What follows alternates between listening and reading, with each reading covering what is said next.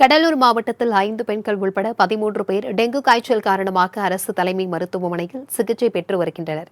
இதுகுறித்தான கூடுதல் தகவல்களை எமது செய்தியாளர் நாகமுத்துவிடம் கேட்கலாம். வணக்கம் நாகமுத்து.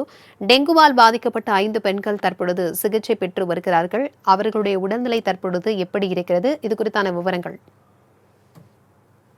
பிரபாவதி, கடலூர் மாவட்டத்தில் பருவநிலை மாற்றம் காரணமாக குழந்தைகள் மற்றும் முதியவர்களுக்கு காய்ச்சல், சளி, இருமல் உள்ளிட்ட பாதிப்புகள் இருந்ததுனால கடலூர் அரசு தலைமை மருத்துவமனையில நோயாளிகளினுடைய எண்ணிக்கையும் அதிகரித்தது. அதாவது முன்பதிவு செய்கின்ற இடத்திலிருந்து அதிக அளவு கூட்டம் வந்ததுனால கடலூர் அரசு தலைமை மருத்துவமனையில கடலூர் மாவட்ட ஆட்சியர் சிபி ஆதித்ய செந்தில்குமார் மறுநாள் பார்த்தீங்கன்னா தமிழக அமைச்சர்கள் மா சுப்பிரமணியன், சி.வே. கணேசன் ஆகியோரெல்லாம் ஆய்வு நடத்தினர்.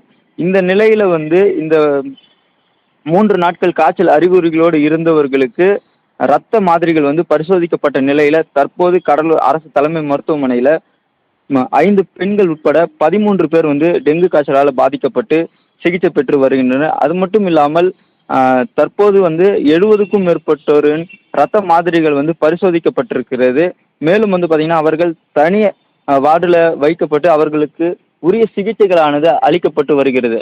இருந்த போதிலும் கடலூர் ஊரக பகுதிகளில் இந்த டெங்கு ஒழிப்பு பணியாளர்கள் அந்த கணக்கெடுப்பு பணிகள் மற்றும் முன்னெச்சரிக்கை பணிகள் எல்லாம் தீவிரப்படுத்தியிருக்கக்கூடிய சூழ்நிலையில கடலூர் மாநகராட்சியில இந்த பணிகளில் சற்று தொய்வு இருப்பதாக கூறப்படுகிறது. குறிப்பாக கடலூர் நகர பகுதிகளில் திருப்பாதிரி புலியூர், சுப்ராயலு நகர், குண்டுப்புல்வாடி போன்ற பகுதிகளில் டெங்கு காய்ச்சலினால பொதுமக்கள் பாதிக்கப்பட்டிருக்கிறனா அந்த இடங்களில் சிறப்பு முகாம்கள் ஏற்படுத்த வேண்டும் என்றும், மேலும் டெங்கு ஒழிப்பு பணியாளர்களை தீவிரப்படுத்த வேண்டும் என்ற கோரிக்கையையும் பொதுமக்கள் வைத்திருக்காங்க.